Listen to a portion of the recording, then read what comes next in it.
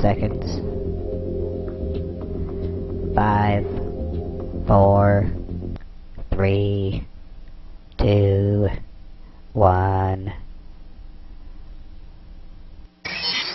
In your face, all over the place. We're online 24/7. 24/7. You're listening to the hottest internet station. From beautiful Saline in southeastern Michigan. Around the world at SunskyMysteries.com. This is the 2009 Top 10 Webcam in the World winner. This is SETV.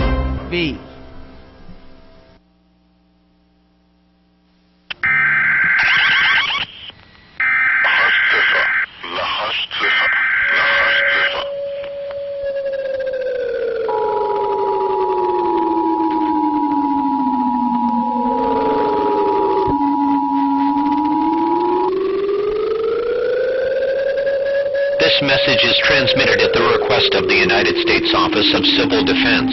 At 3:40 p.m. Pacific Standard Time, NORAD detected a long-range nuclear missile launch in North Korea. This missile is believed to be headed in the direction of the Los Angeles metropolitan area. It is believed that it will impact this area within the next 1.5 to 2 hours. All residents within a 400-mile radius of this area should seek a fallout shelter immediately.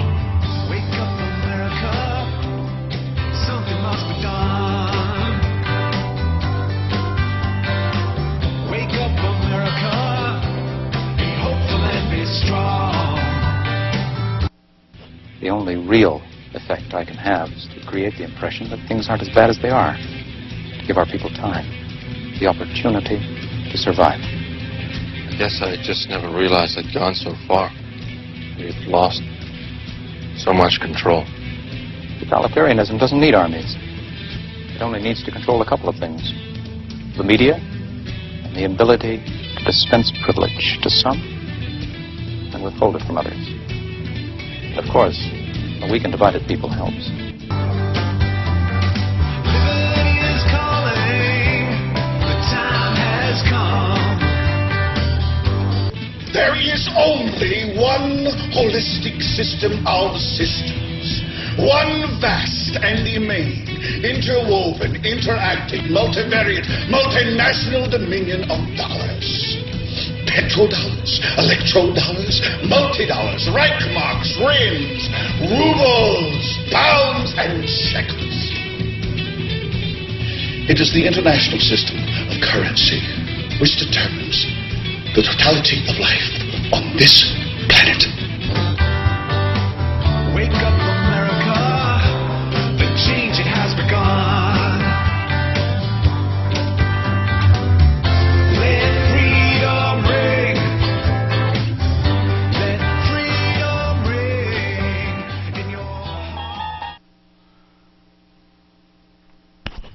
Well, good evening, everybody. Welcome to tonight's exciting episode of Surrounded by Idiots. Leading off the idiot parade tonight is our very own Secretary of Defense, Leon Panetta.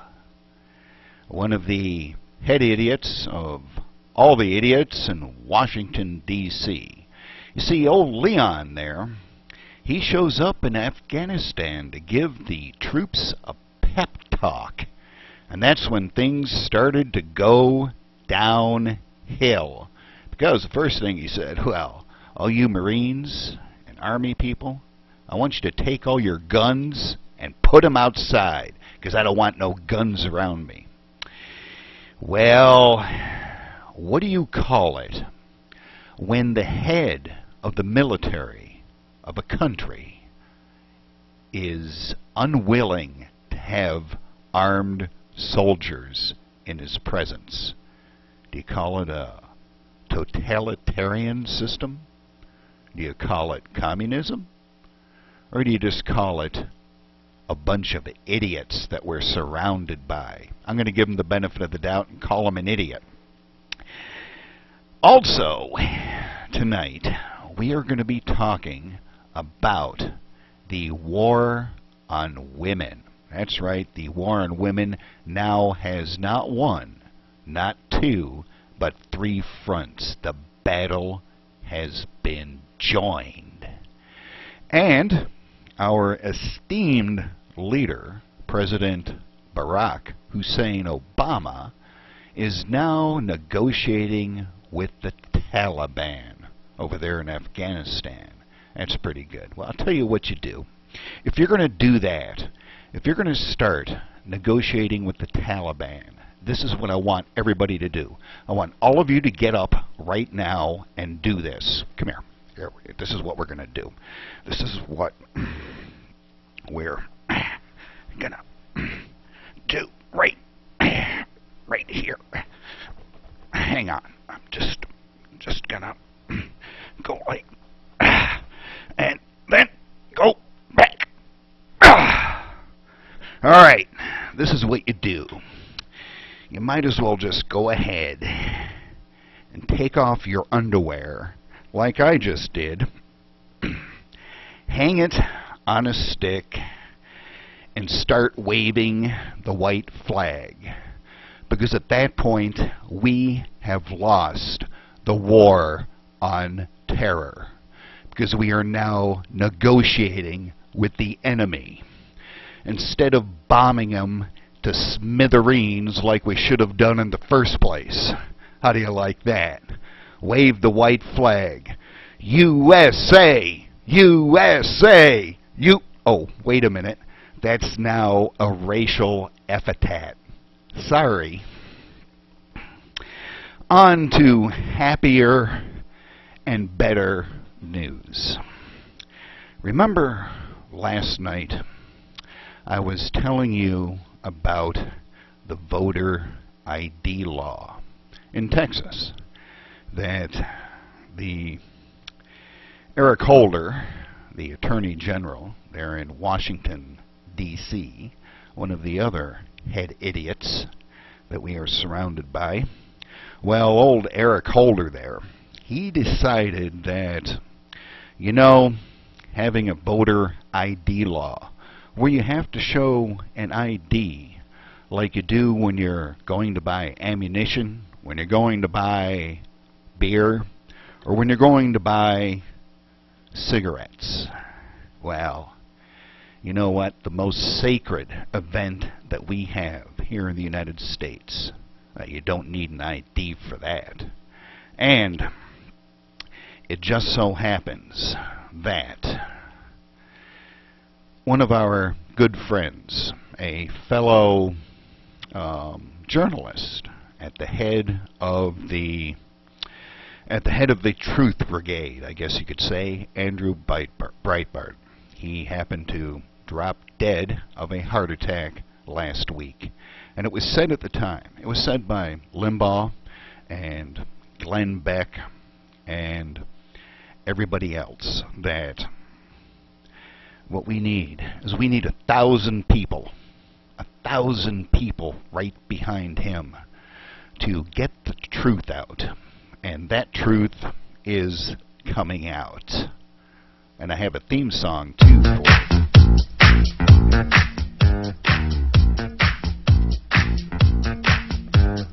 Can you dig it?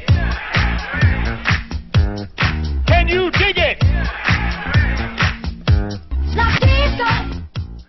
This is Love Disco 98 by Metal Funk. It's our official Andrew Breitbart theme. Standing right now with 9 delegates. And there's over 100 more. That's 20,000 hardcore members. 40,000 counting affiliates. And 20,000 more not organized, but ready to fight. 60,000 soldiers. You're listening to the world. Can you dig it? You're listening to the world. Can you dig it? You're listening to the world. Can you dig it? Can you dig it?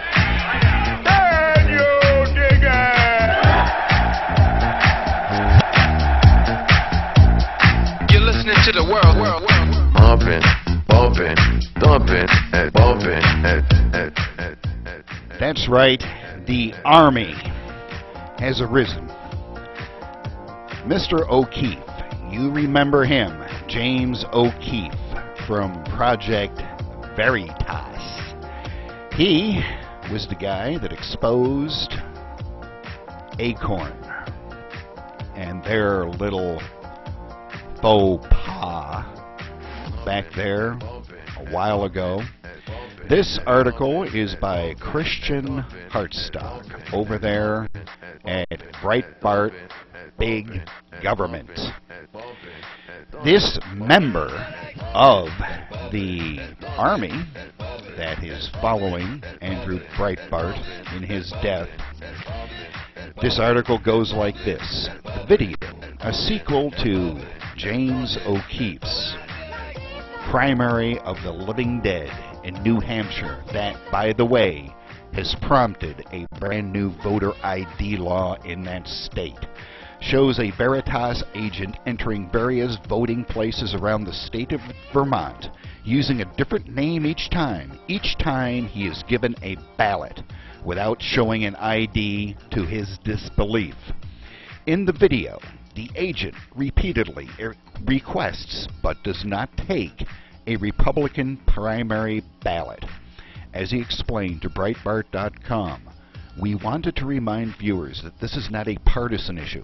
This is a situation wherein anyone, Republican or Democrat, can exploit the system.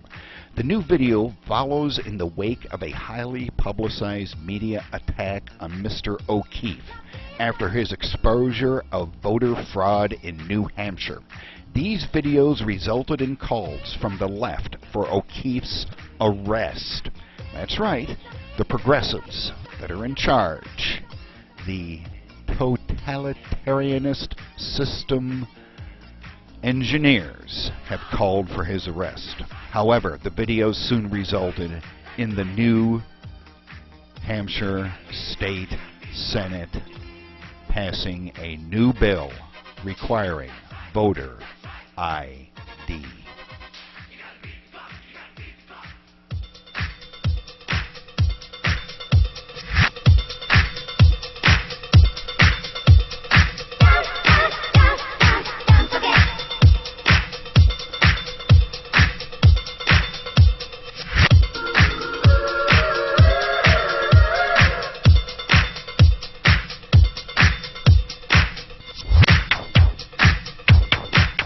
The article continues. As the Project Veritas video shows, the current system in Vermont discriminates against actual legal voters who must face the prospect of disenfranchisement by those who would vote in their stead illegally or have their votes canceled out by those voting illegally in place of deceased voters.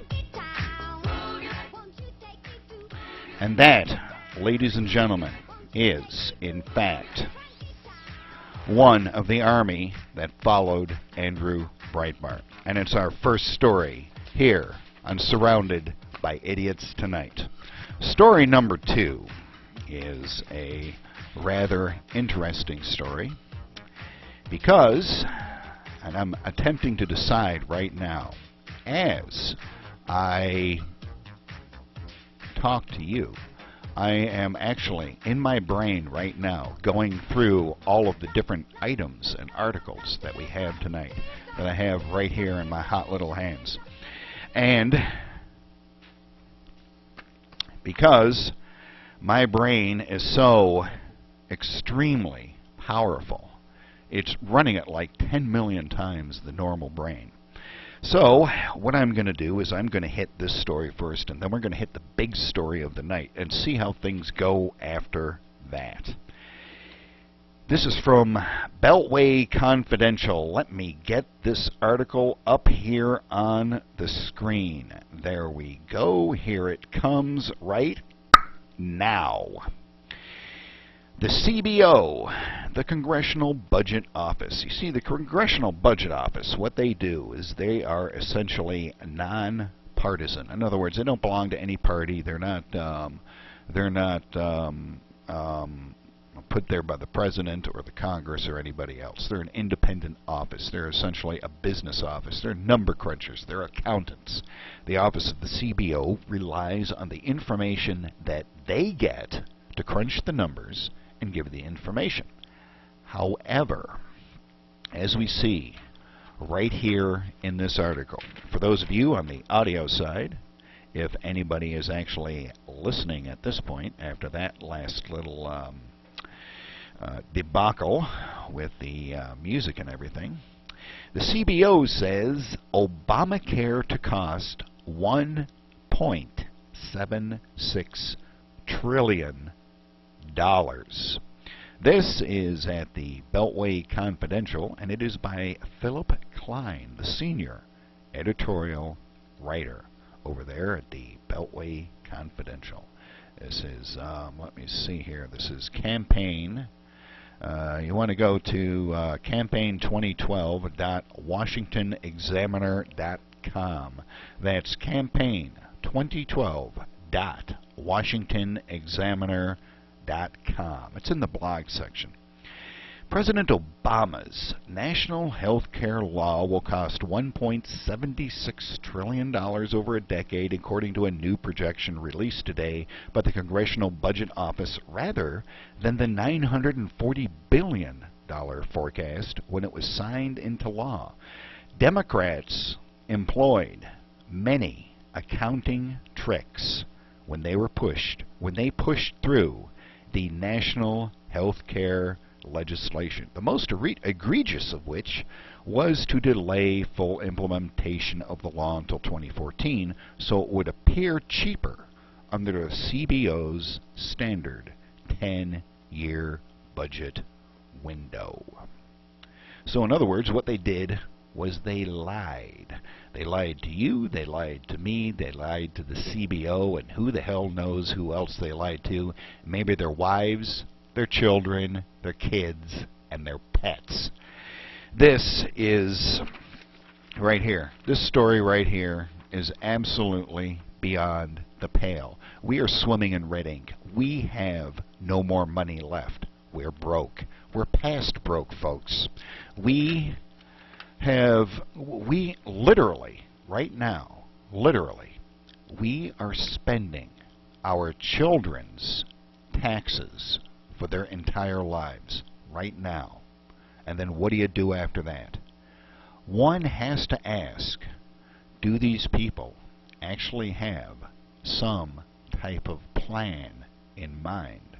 Because no sane individual would do something like that. I'm telling you that right now. No sane individual would do something like that. Who would do that? Who would spend your and mine and their own children's taxes for their entire lives just to do something stupid like this?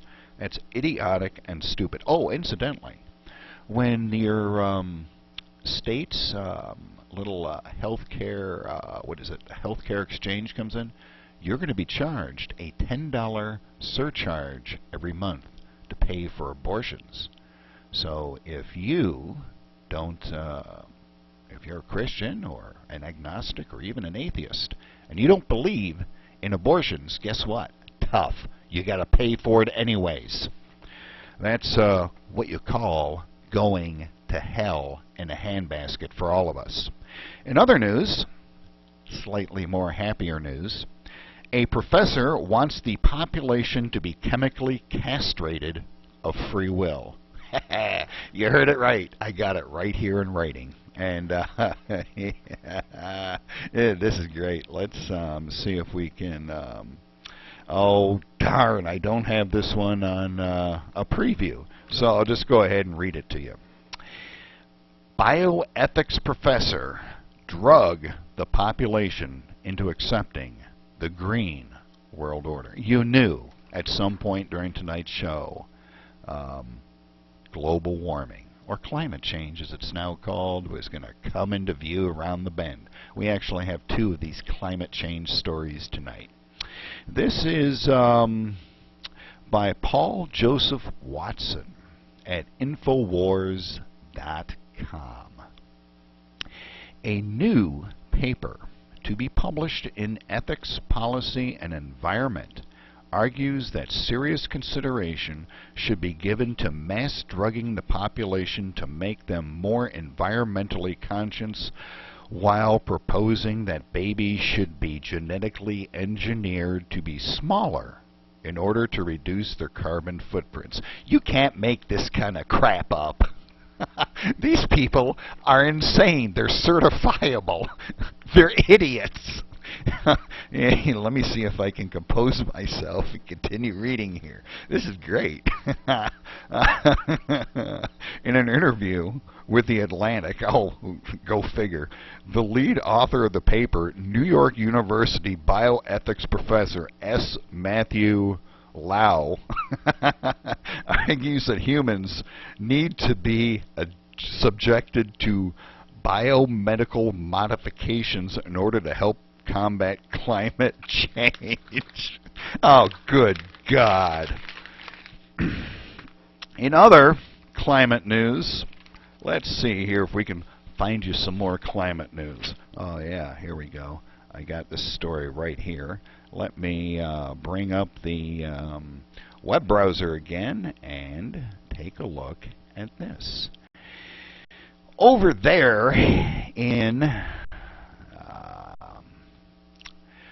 Sweden, where they are big into climate change and green energy, they have themselves a high-speed train. The train kills reindeer like a meat grinder. A new high-speed railway. This is, where the heck is this from, by the way? I don't remember where this is from. It's from a website in Sweden. A high-speed train railway in northern Sweden has already claimed the lives of 200 reindeers since it was opened 3 months ago, forcing the farm owner to move to safer pastures. The train line, which runs between Umeå and Lekasel, has been responsible for the deaths of hundreds of reindeer over the past 3 months when the unfortunate animals have wandered onto the tracks. Finding a dead reindeer, or one that is injured, needs to be euthanized as a daily occurrence for reindeer owner Per Mikael Johansson, who is forced to put down many injured reindeer, fearing that their internal damages may be too severe to survive. It's been the worst winter I've experienced in my whole life when it comes to reindeer getting hit by trains, he said. Johansson, who is the chairman of the Rans community, has brought up the issue with the train service Batnetag AB, but his pleas have fallen on deaf ears. Well, who knows why they've done that? I suspect it is because this particular farmer, or maybe the people at the train company, have completed their bioengineering and have since become more environmentally friendly. Now, I've got another story here before we get onto the war on women. And that's pretty much where we're going to finish the show tonight, is the war on women, because there have been some major developments in that. I want to show you a story. And this is, let me see here, Moscow protesters demand Vladimir Putin's resignation. This is a nice little side note here. Up to 20,000 demonstrators have gathered in central Moscow to demand Vladimir Putin's resignation and protest against the electoral fraud. You see, they got a permit there in Moscow to protest, and they utilized that permit, gathered together, and protested. And as soon as the protest was over, they were arrested. Welcome to Russia. At any rate, where was I going? Oh, I was going to go over here to this article. Now, this is an interesting article. Not because of what the article was about, but how it was written. Because this will give you a little bit of an insight into the differences between how articles in Europe and how articles in the United States are written, specifically in the UK. They are written substantially different. There's not nearly as much sly innuendo as there is here in the United States. Let's take a look at this article. This is by David Sabah, Josh Halliday, and Vikram Dodd. It's in The Guardian. This was from yesterday, Tuesday, March 12th. And there is the two people that the article is about, right there. And this is about Rebecca Brooks and her husband Charlie Brooks, who faced a day of questioning in a phone hacking inquiry. See, you might remember this from a few months ago, maybe last fall. The newspaper over there, I forget what the heck the name of the newspaper is. It's in the article. We'll get back to it in a second. But it's apparently since folded. It was a Sunday tabloid type thing. And it turns out that the investigative reporters had tapped people's phones and things like that, and other egregious things that the government is doing anyways, but when somebody else does it, well, you got to get arrested for that, but the government doesn't. At any rate, let's take a look at this article here and take a look at how this is written, the way the article flows. Rebecca Brooks, Rupert Murdoch's longtime confidant and a personal friend of David Cameron, was arrested at dawn on Tuesday alongside her husband, the racehorse trainer Charlie Brooks, as Scotland Yard's investigation into phone hacking at the News of the World, that's the name of the paper, struck out in a new direction. Let's see. Charlie Brooks, an old Estonian contemporary of the Prime Minister. And you can see that the style of writing right off the bat is different. They're using words that adults can understand over there, as opposed to the dumbing down of the American press. Charlie Brooks, an old Estonian contemporary of the Prime Minister, had been looking forward to attending the Cheltenham Racing Festival. Writing in a column published in the Daily Telegraph, he said that the happiest moment of my year was about 3 hours before the race, queuing behind Alan Brazil for my, but not his, first pint of Guinness of the meeting. Instead, the couple spent 12 hours being questioned by detectives in different police stations in Oxfordshire and Buckinghamshire regarding an offense that carries a theoretical maximum term of life. In practice, however, nobody is found guilty, yada, yada, yada. I want you to look.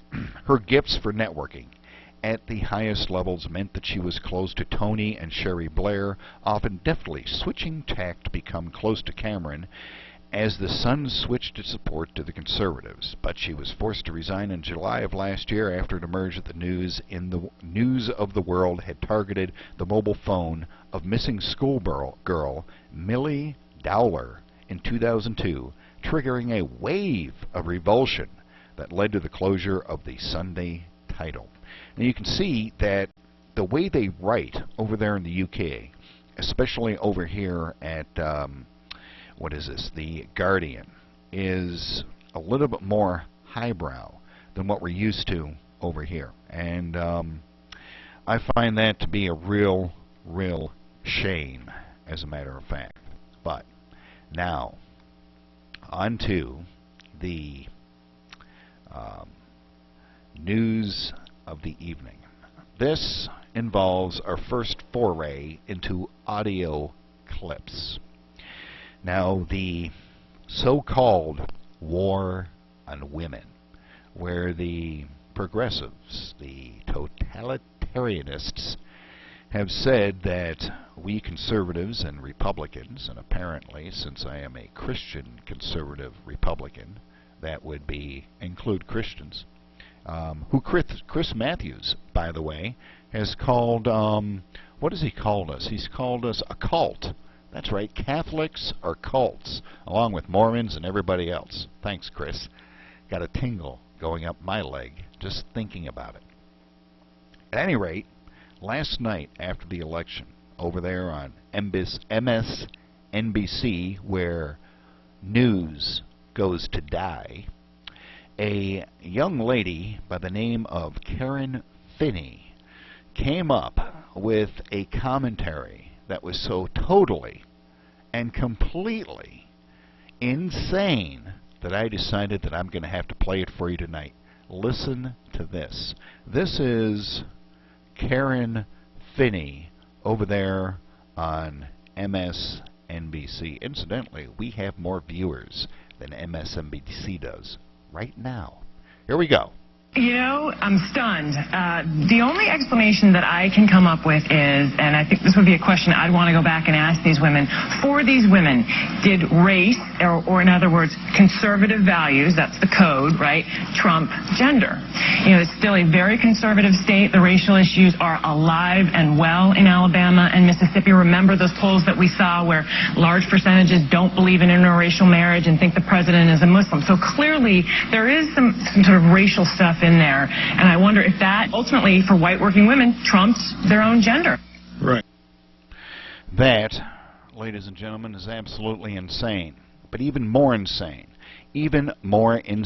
is this audio clip that I got this morning. Now, you'll have to forgive the quality of the audio clip. This is from actually another show, and I am sure the host will forgive me for playing it on our show tonight, but it is extremely important.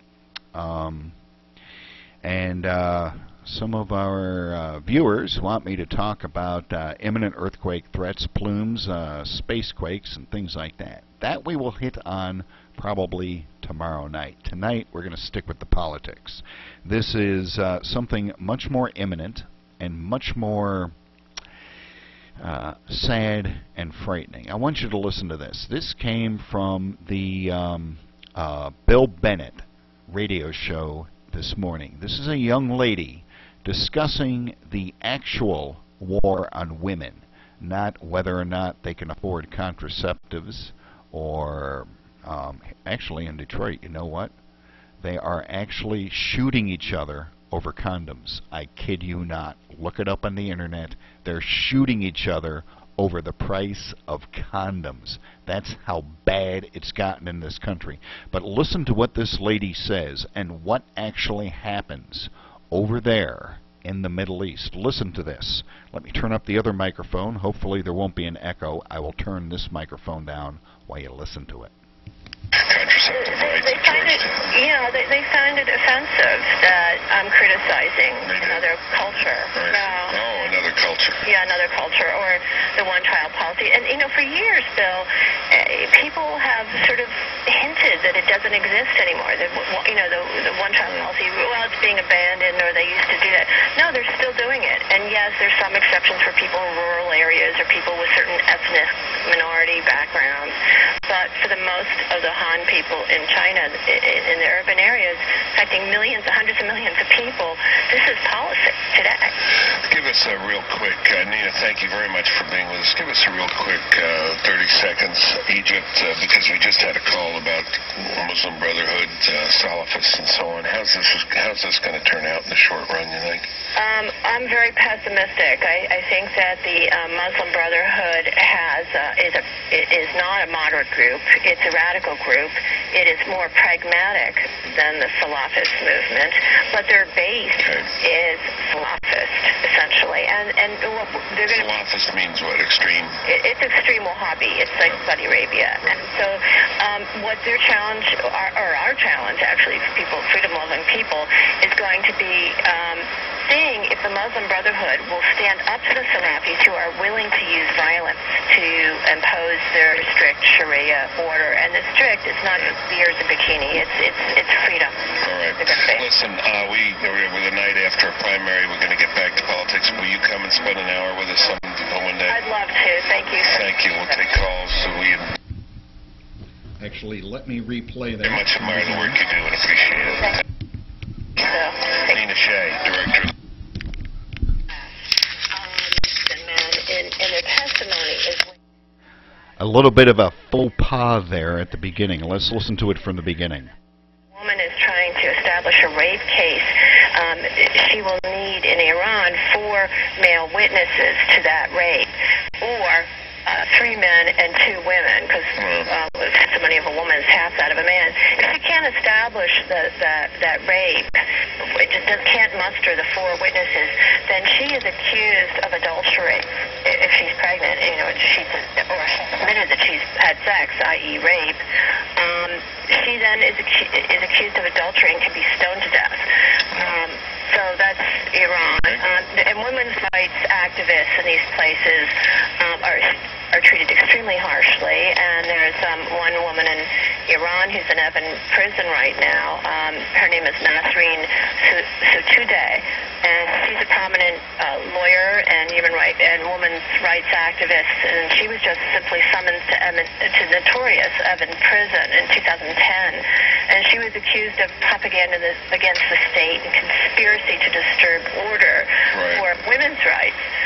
And she went on a 70-day hunger strike to protest her treatment, and then she was charged further for not wearing the hijab, the head covering. And so she's been told, she's never had a trial, and she's told that they can keep her there for 10 years.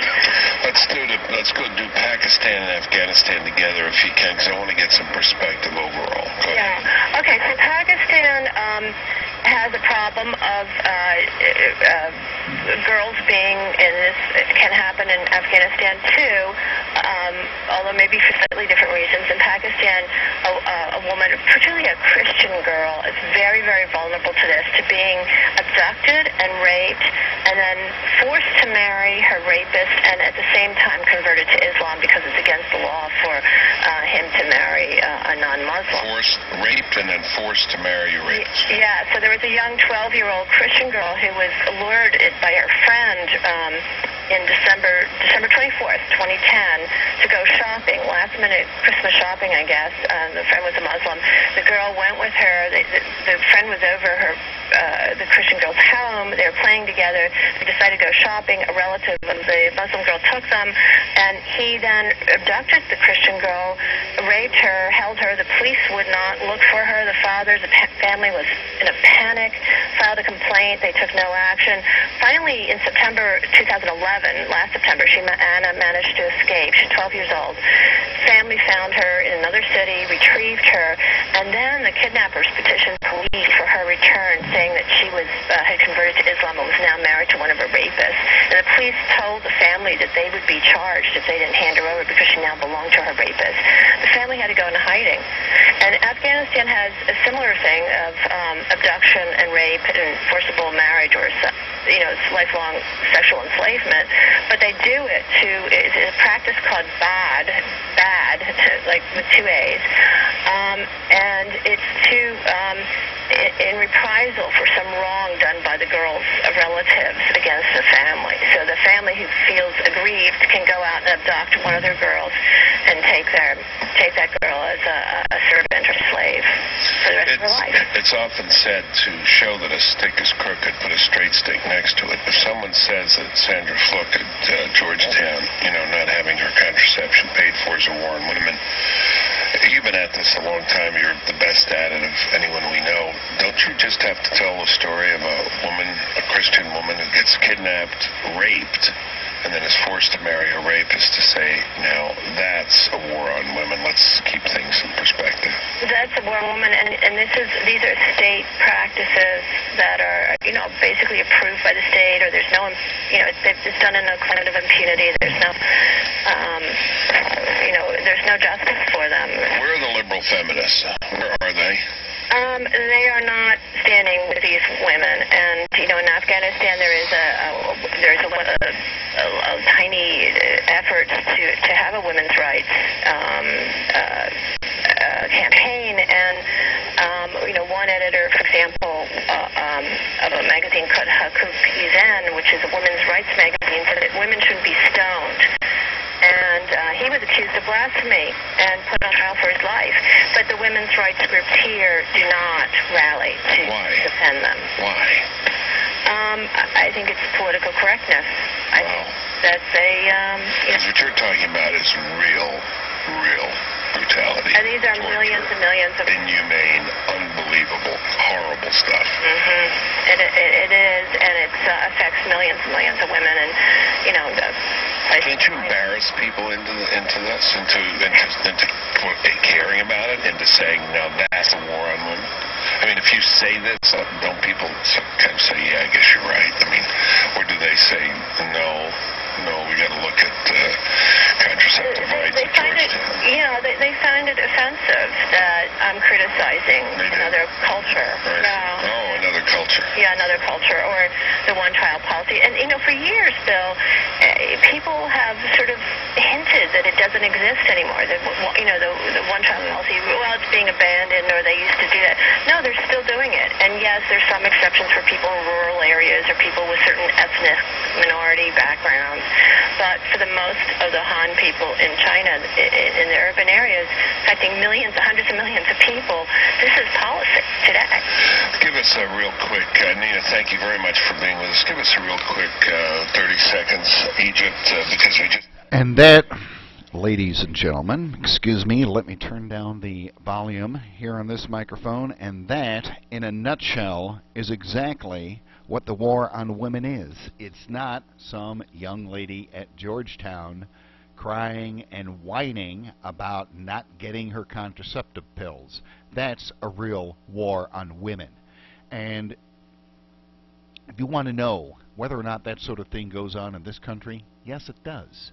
Let me tell you something. We had Pastor Russ Dizdar on the show. He was on about a month and a half, maybe 2 months ago. And he told us he works with the police. He works with the police on satanic cults, and he's been trained in this.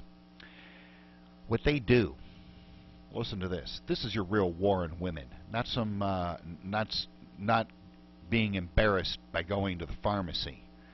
The real war on women is this. What these demonic cults do is they kidnap young women, they rape them, and then they tie them down and peel the skin off their bodies while they're alive.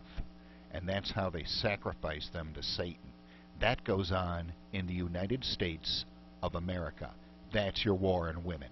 These people want to whine and cry and complain about something. Why don't they do something constructive and whine and cry and complain about that instead? Anyways, my name is Bill Zam. Sorry we ended on such a sour note. This show, of course, will be up on YouTube. I invite you, as an apology to Mr. Bennett for playing such a long clip of his show, but I thought it was highly important for our audience and as many people as possible to hear that. I apologize, and listen to Bill Bennett's show. BillBennett.com, I guess, is the name of his website. My name is Bill Zam. If you're watching on YouTube, SunSkyMysteries.com is where we are located. And tonight, we were brought to you by SOS Online Backup. They are a leader in online backup. They were established in 2001. They have 11 data centers across multiple continents, military-grade security, and have been Laptop Magazine Editor's Choice and PC Magazine Editor's Choice Award winners since 2006. Call 877-721-7928. That's 877-721-7928. And that concludes tonight's show. Thank you for showing up. This show will go into the audio rotation, and in just a few minutes I will begin repeating it on the video side. Have a good evening. Thank you for showing up. Tomorrow night we'll talk not only about doom and gloom, but about gloom and doom.